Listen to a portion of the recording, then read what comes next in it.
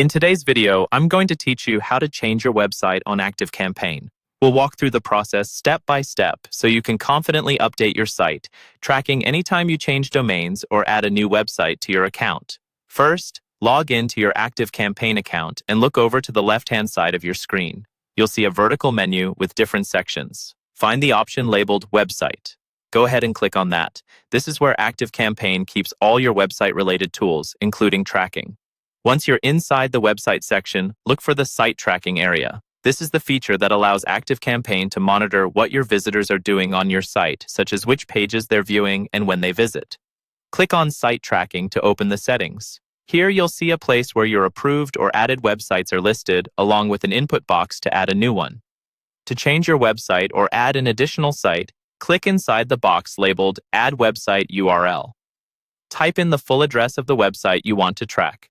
Make sure you include the correct domain and double-check for typos because the tracking will only work properly if the URL is accurate. After you've entered the new website address, click the Add button. This tells ActiveCampaign to recognize that site as one of your tracked properties. You should now see your new website URL appear in the list of approved domains. Once your website has been added, you'll need to make sure the tracking code is actually installed on that site. Still within the site tracking section, look for the tracking code. This is a small block of code that ActiveCampaign generates for you. Highlight that entire code snippet and copy it. Now paste this tracking code into your new website. Typically, you'll add it to the header section of your site so it loads on every page.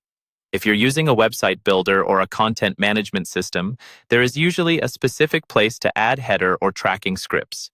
If you're unsure, you might want to check your platform's help documentation or ask your web developer to place it for you.